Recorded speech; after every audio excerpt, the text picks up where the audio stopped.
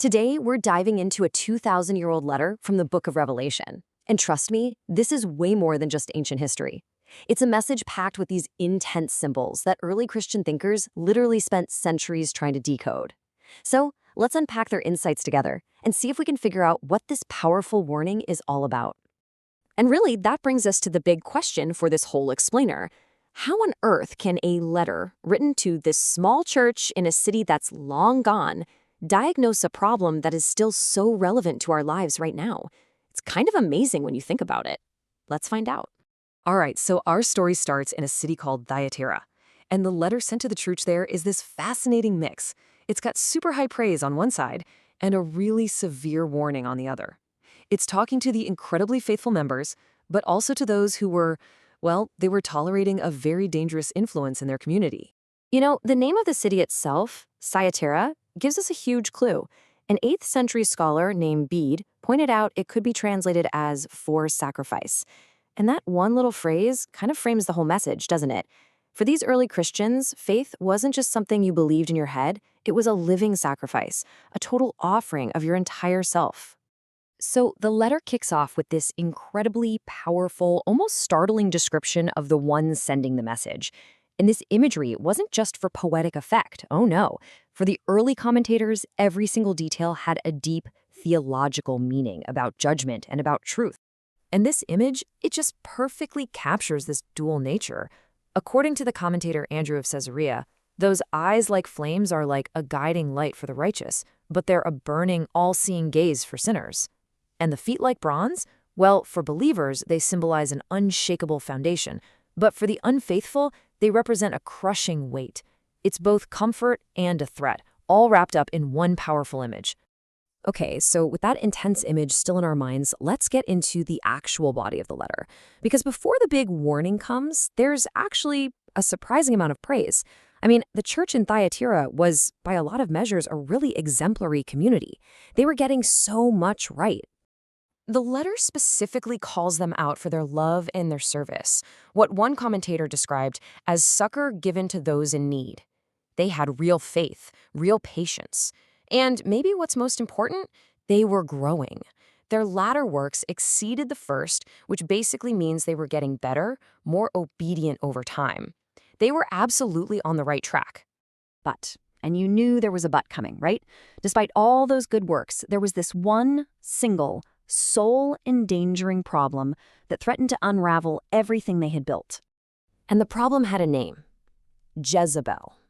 Now, this wasn't about a real person with that name. It was about the church's tolerance of a destructive, corrupting teaching that was leading people completely astray. And this whole idea of a community just quietly putting up with a harmful philosophy, well, that's a theme that never really gets old, does it? Okay, so this is the crucial point to get. Early commentators like Andrew of Caesarea were clear that Jezebel was a symbolic name for a heresy. Think about it. Just like the biblical Queen Jezebel promoted idolatry in ancient Israel, this new Jezebel was a spiritual corruption, an idea tempting people toward sin and away from their faith. It was a dangerous idea, not an individual woman. And of course, something like this could never be hidden from those eyes like flames. The 3rd century bishop Cyprian really drives this point home. He says God sees everything, not just the good stuff you do in public, but the hidden tolerance of corruption, the secret thoughts, the little compromises you make in your heart. Absolutely nothing escapes that gaze. So the judgment against this heresy is laid out in 3 escalating steps. First, there's an offer of mercy. As commentators pointed out, God always gives people time to repent, always looking for conversion, not condemnation. But for those who refuse, the consequences get severe. They're cast onto a bed of tribulation, which represents this false sense of security that actually leads to destruction. And finally, her followers, her children, are struck with what the theologian Tychonius called a hidden spiritual death. But the letter doesn't just end on that heavy note of condemnation. It shifts one last time to this incredibly powerful promise for those who resist, for the ones who conquer this false teaching and stay faithful. And the reward? It's nothing short of cosmic. So here's the promise. The conquerors, the faithful saints, will be given power and authority. According to one early thinker, Tychonius, this actually means that the church will share in the authority of Christ himself, and they'll take on the role of judge. And who exactly will they be judging? The early interpreters were really specific about this. Aprongenius Abasia said the saints will judge the fallen, apostate angels. And Andrew of Caesarea added that they'll also judge the faithless humans, the ones who allowed themselves to be deceived by heresies like Jezebel. And then we get to the final, and honestly, the most mysterious promise of all: I will give the morning star. What in the world could that possibly mean? Well, this is where the early commentators offered a totally fascinating and completely unexpected dual interpretation. Okay, check out this brilliant interpretive twist. On the one hand, writers like Abergemius saw the morning star as Christ himself. The eternal light, the promise of resurrection. It's the ultimate prize. But then, on the other hand, commentators like Oecumenius and Andrew of Caesarea saw it completely differently.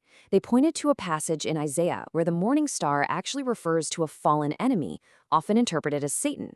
So in their reading, the promise isn't to receive a star, but to gain victory over the fallen star, to trample your ultimate enemy under your feet. It's both the greatest reward and the greatest victory, all symbolized by the exact same name. How amazing is that? And so that leaves us with the 2,000-year-old question that still feels incredibly relevant. This letter praises good works, but fiercely condemns tolerating a destructive influence. It really forces us to ask ourselves, in our own communities, in our own lives, where do we draw that line between compassionate mercy and the dangerous enabling of harm? It's definitely a question worth thinking about.